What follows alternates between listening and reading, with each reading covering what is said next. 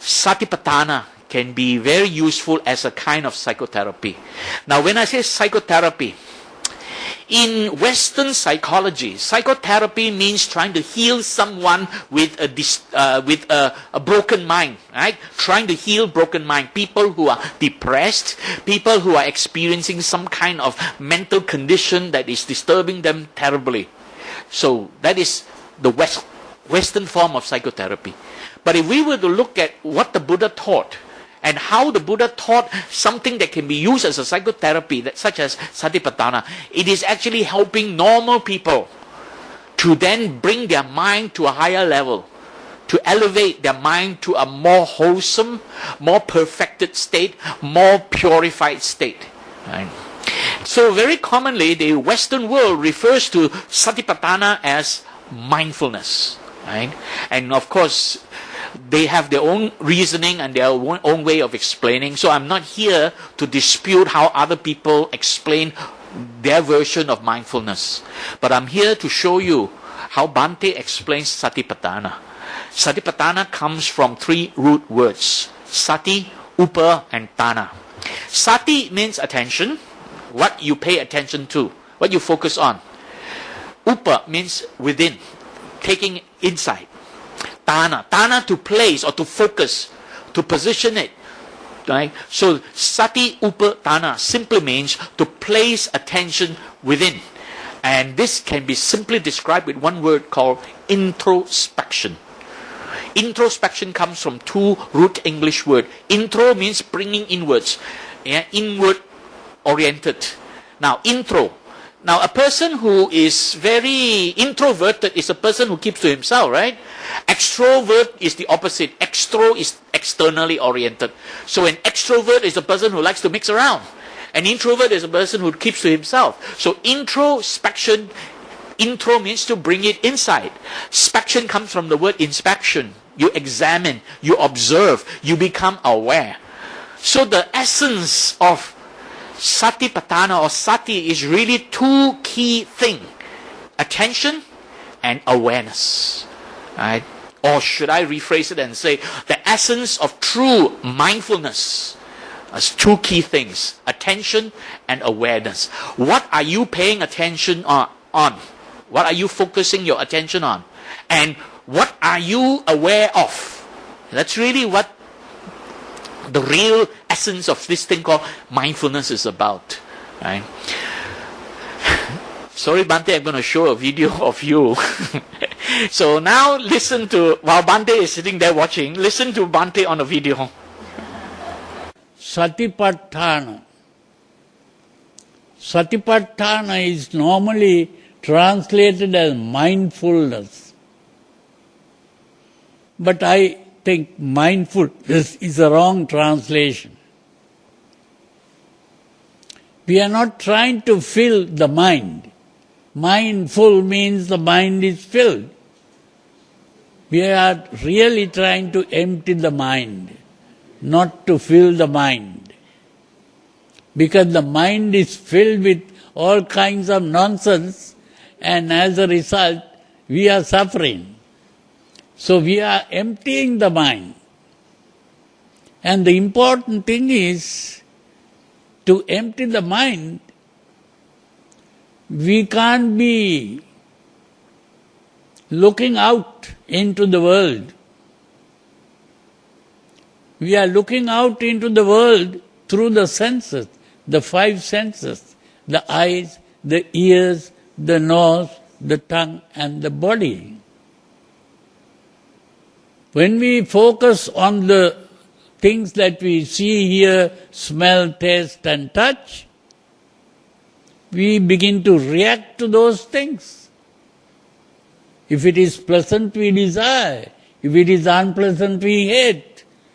So we are not calming the mind. We are reacting. And therefore, we have to learn to take our attention away from what we see, away from what we hear, away from what we smell, away from what we taste, away from what we touch. So that means turning the mind inwards. And turning the mind inwards is not called mindfulness, it is called introspection. Introspection means turning the mind inwards. So the real Satipaṭṭhāna is introspection. This is turning the attention inwards, introspection. And there are 4 things to look at, 4 focuses of introspection. First one is to look into the body, and this is called Kayanupassana. I'll explain these in a bit more details later. And the second one is to examine the feelings in the body, and this is Vedananupassana. And the third one is to examine this affective process, affection, which Bhante translated as mood and temperament, the chitta, and this is Chittanupassana. And then the fourth one is how these thoughts arise, the conception, how we conceive thoughts. And this is Dhammanupassana. Now let's take a look at these 4 one by one. The first one, Kayanupassana, is to observe the physical manifestation of the reactions in the body. Right? And this is changes or tensions and disturbances in the body. Right? Temperature rising, the heart beating faster, the breathing deepens, and the blood pressure rises, and then you're sweating, your pupils are dilating, and then your face is all cringed up. All these are changes in the body, right? And that is the first one to examine what's going on. Is my heart beating faster? Am I breathing deeper? And so on. This is Kayanupassana. At the same time, there's a feeling associated with all this reaction, and that is Vedana. And therefore this observation of this feeling is Vedananupassana. To observe the manifestation of feelings, of the sensations in the body, whether it is pleasant or unpleasant, whether it is pain or pleasure, agitation, comfort, discomfort. So observing that is Vedananupassana. Now these 2 deals with the body. The next 2 deals with the mind, right? Chittanupassana is to observe the affective process, affection or mood and temperament. This is to observe the manifestation of emotional arousal and the reaction from emotional states. So when emotions are aroused, what kind of emotional states are we carrying in the mind? In terms of fear, anger, anxiety, right? Lust, hatred, grief, sorrow, despair. So this is observing these emotional states that are arising. And finally, the fourth one is to observe how thoughts are being conceived, conception. And this is the creation of thoughts, right? And Dhammanupassana. Observe the manifestation of thoughts, concepts, and the interpretation of circumstances. How do we interpret our circumstances in past, present, and future? And this interpretation, if it is not truthful or accurate, it leads to mental proliferation. And this is what I'm referring to as cognitive distortions or thinking traps. We get trapped into a way of thinking which is unwholesome. So basically, Satipaṭṭhāna is talking about observing these 4 areas. The first 2 focuses of introspection deals with the body, and the next 2 focuses of introspection deals with the mind. Now let's take a look at the flow chart of how that works. So when the body is disturbed with physical changes, stress, and it triggers the arising of memory, imagination, expectation, this is called emotional excitement, and that leads to mental proliferation. What can we do about it?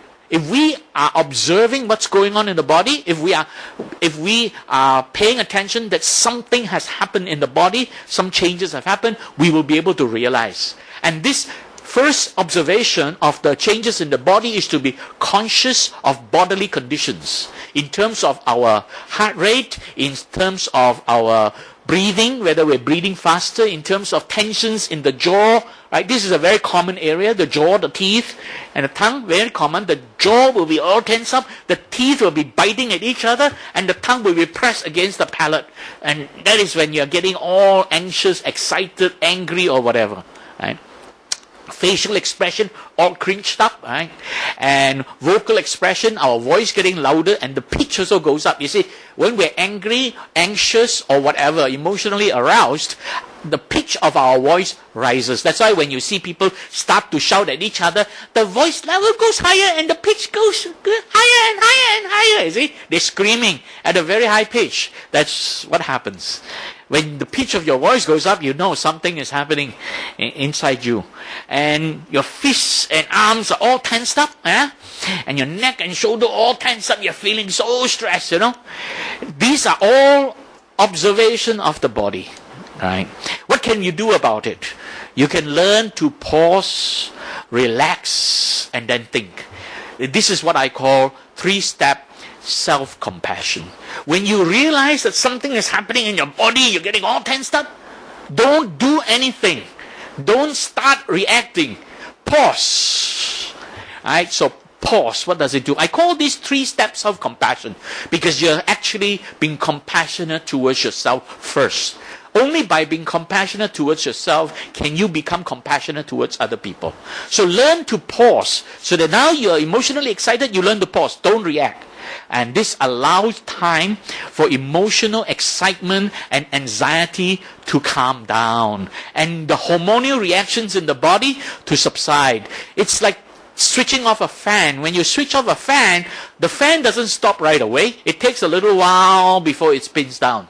In the same manner, when you pause, the hormonal reactions in the body, they don't stop right away. Maybe new hormones will not be released anymore, but these hormones that have been released, it takes a little bit of time for them to subside.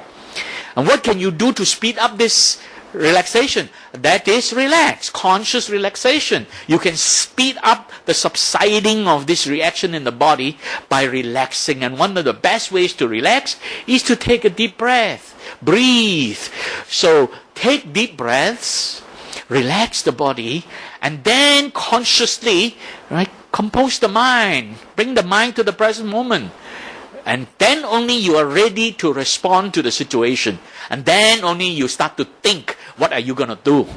And that is purposefully focus on wholesome and beneficial response to the problem. It's only by pausing and relaxing are you ready to then purposefully make good, wholesome thoughts. And a lot of people think that they can react right away. No, we are not that good. When things arouse the emotion, the body is all excited. Any reaction is emotional. You got to pause and relax. Take a deep breath. Compose. Relax the body and compose the mind. Then only think about what can I do to make this situation better. Later on, I'm going to show you what Daniel Goleman, the advocate of emotional intelligence, what he says about what we can do. Right? So basically, pause, relax, and then think. This think is also important. And very famous psychologist William James has pointed out, the greatest weapon against stress is our ability to choose one thought over another. And basically, it means choosing good thoughts over negative thoughts. And another very famous psychiatrist from the past has also said something like this, Viktor Frankl. He says, we got to take responsibility for our action. What does it mean by responsibility? That is our ability to respond. So we got to take responsibility for our response. And then he said very clearly, he says, between stimulus and response, there is a space. In that space lies our freedom and our power to choose our response. In those choices lie our growth and our happiness. What does that mean? Between stimulus and response. Stimulus is all the things going on in our environment externally. Right? Let's talk about an external thing. Right? Somebody says something to us. Somebody does something to us. That is a stimulus to us. We see it, we hear it, we smell it, we taste it, we touch it, we feel it. Right? And then we want to react, respond. We want to respond. Now, between something happening out there and us taking a response, there is a moment. There is a gap, there is a space, there is a moment. And it is in this moment, if we were to pause and relax before we think about what to do, it is in this moment we can choose our thoughts, we can choose our actions, we can decide on what is a wholesome and helpful way to solve the problem, and then we can solve the problem. So we have this chance. Pausing, relaxing creates that space, expand that space, so that we now have a chance to think. When the mind is more composed and the body is more relaxed, we can then choose what to do and how to do. Because if we don't do that, if we were to allow external influences to disturb us like that, and then we react right away, we are creating more suffering to ourselves. And the Buddha calls this self-affliction of mental suffering, where he pointed out in Dhammapada verse 42, he says, whatever harm one enemy may do to another, or one hater to another, it is one's own ill-directed emotions that inflict upon oneself a greater harm. That means if other people can hate us, other people can do things to hurt us, it is the way we interpret their actions, it's the way we think, emotional thoughts, right? It is these emotional thoughts that can do more harm to us if we don't calm our mind down before we think about it. So it's really here, ill-directed emotions. Again, emotion, because this Dhammapada phrase referred to chitta, emotion. So it's mental proliferation from imagination, memory, expectation arising that leads us into these thinking traps. Right? So we got to learn, right, to how we can respond to it. And one of the first thing, as I mentioned to you earlier, is observing changes in the body. So let's take a look graphically what happens to what I have just described. Then something happens out there, stimulate our sense organs, and then the mind arises with vijnana, and then mano, and then chitta, the body changes, and then we feel these bodily sensations going on. So this is a physiological disturbance. So kayanupassana is observing these physiological changes in the body. Changes in the body. Observe the physical manifestation of reactions in the body as a disturbance or reaction in the body. So these are some of the things to observe, right? Your breathing, your heart rate, and so on. So this is kayanupassana. And then these bodily sensations, right? You are feeling these bodily sensations. They can be feelings of pain, discomfort, pleasure, or agitation. So this is the second part, which is to observing the feeling, vedanānupassana, to observe the manifestation of feelings of the sensations in the body, in terms of whether it is pleasant, unpleasant, comfortable or uncomfortable, pain or pleasure, and so on, right? And then comes the next part. When these bodily sensations arise, they trigger the chitta with imagination, memory, expectation arising. And that is when the mind begins to run away, falling into these thinking traps and disturbing our rational thinking. And this is emotional thoughts disturbing rational thinking. Right? And this disturbance is called distress, domanassa, causing us mental suffering. So the third part, chittanupassana, is to observe this manifestation of this emotional excitement and arousal. So let's listen to what Bhante has to say in the video. So that is what is called kayanupassana and vedananupassana. Kayanupassana is to become aware of the body, and Vedananupassana is become aware whether it is comfortable or uncomfortable. Then another thing that you can observe while looking within is whether your emotions are excited or not. If you are angry, you can observe in your body whether you are angry or whether you are unhappy or whether you are frightened or whether you are worried. Whatever the emotional agitation, by closing your eyes you can still become aware inside.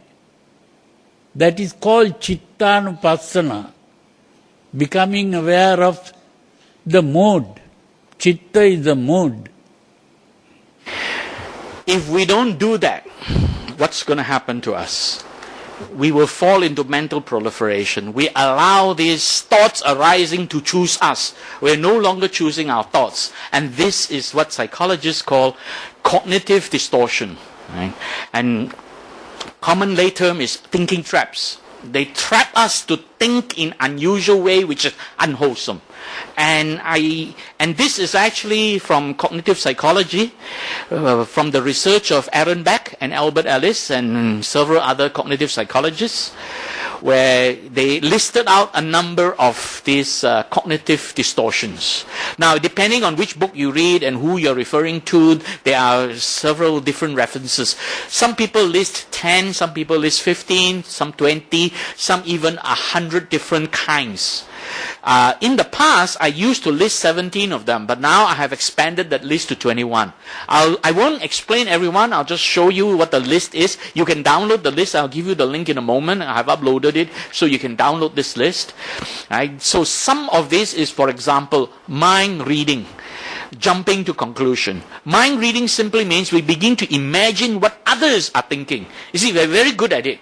We don't know what we are really thinking, but we are very good at imagining what other people are thinking.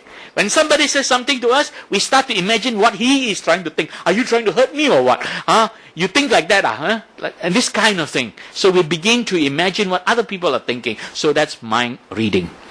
The second one is basically called fortune telling. We always like to predict what's going to happen in the future. We like to do that. See, this is all mental proliferation. Do we really know what's going to happen in the future? No, we don't. But we like to predict them. And there are several more. Right? I'll go on. There's 4 pages of them. And the second page is, let's say, a perfectionist thinking. What should be? And we're always expecting things should be like this, should be like that. You should have done this, you should have done that. Right? This situation should not have happened like this. We are very good at thinking what should be. And then we're also very good at the bottom one, number 12. We're also very good at thinking what if. See, our mind is very good at should and what if.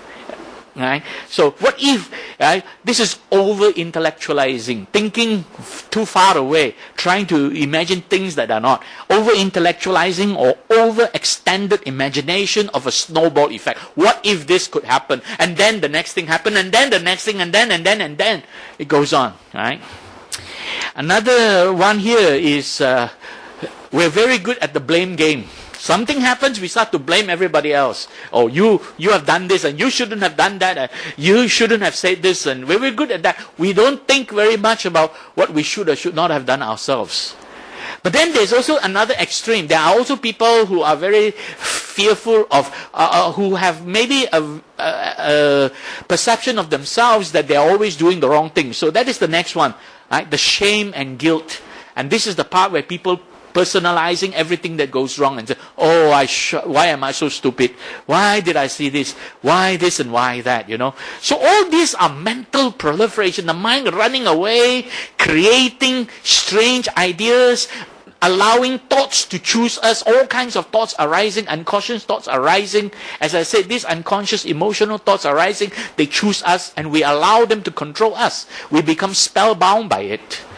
And then, of course, finally, you have things like fallacy of change, right? Personalizing. Oh, there's one I want to point out.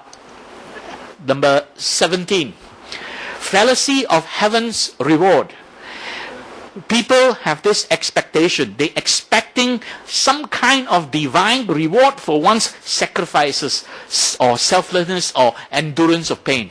And start to think, if something happens, if I were to accept it and allow it to hurt me, and I will be rewarded somehow in the future, And even in the Buddhist context, there are people who think like that, So this is imagining how the whole world will reward you for your own suffering, your own endurance of suffering.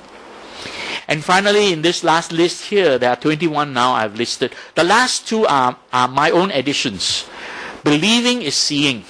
Now, a lot of people think, we are thinking seeing is believing. That means we always say seeing is believing simply means when we see the evidence, we will accept what is the theory behind it. The evidence will reveal the truth. That's what we think. But That's not how we think. How do we think? Believing is seeing. When we begin to believe in something, and evidence arise that contradict our belief, we reject them. It happens all the time. And small things, very trivial things arise that may kind of support our belief, or we begin to blow it out of proportion.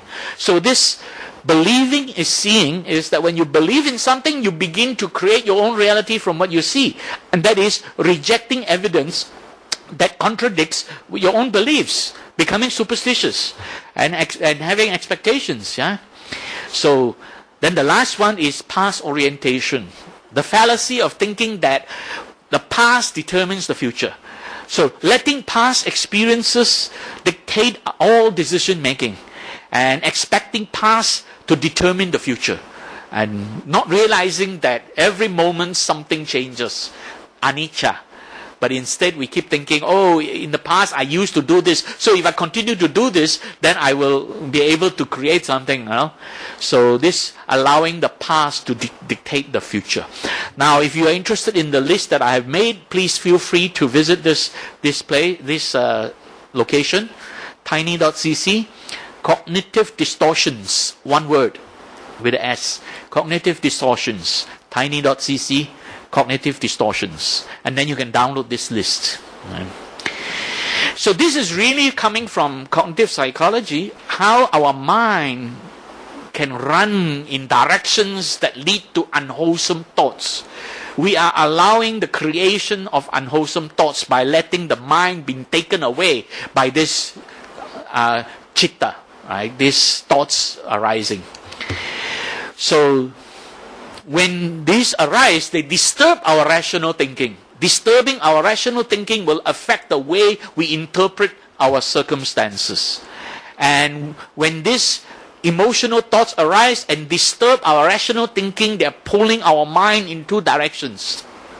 And this is where we're going to practice the fourth part, right? And that is Dhammanupassana.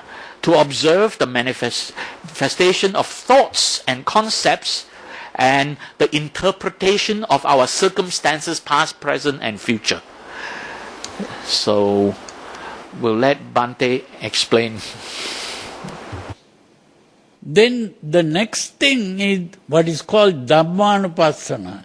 Dhamma is, of course we use the word Dhamma to refer to the teachings of the Buddha. But here Dhamma is not teachings of the Buddha. Dhamma is simply the thought in the mind. What are you thinking? What kind of thought arises in your mind? Are you thinking of what happened yesterday, or what is going to happen tomorrow, or what is happening now? If you are thinking of something, that is Dhamma. Very important to understand that Dhamma there means the thought in the mind.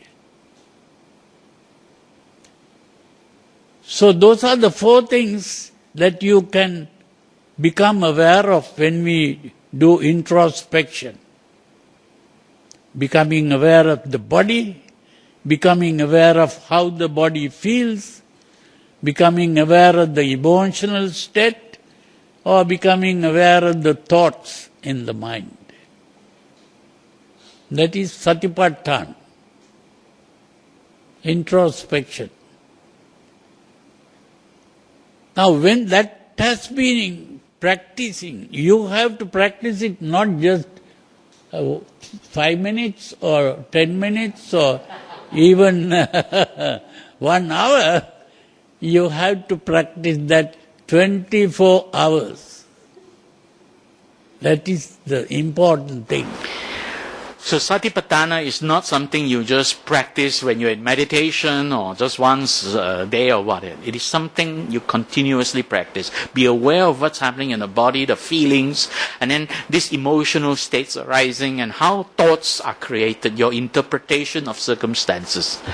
And the way to overcome all this is to learn to pause, relax, and then think. Right? Relax part, you need to breathe, take deep breaths, because this will speed up the subsiding of the hormones in your body by breathing. And it will also calm the mind. Breathing is a wonderful technique to calm the mind. It will compose your mind. And then you're ready to think. Think means purposefully focus on wholesome and beneficial response to the problem. And think itself is an acronym, very helpful acronym. When you want to say something to someone or you want to do something, you apply this acronym T. T means truthful. Make sure you speak only truthful things. And whatever you want to say or do, make sure it is helpful. It can help you and help the other person. And it improves the situation for you, improving and also maybe improving the relationship as well. So THIN means necessary. Sometimes something may be true, but it is not necessary to say it. By saying it, we may hurt other people's feelings and not help them at all. So then, if it is not necessary, don't say it. Most importantly is the last one, K. Always, anything you think, anything you say, make sure it is with kindness. Right? So, THINK, truthful, helpful, improving, necessary, and kind.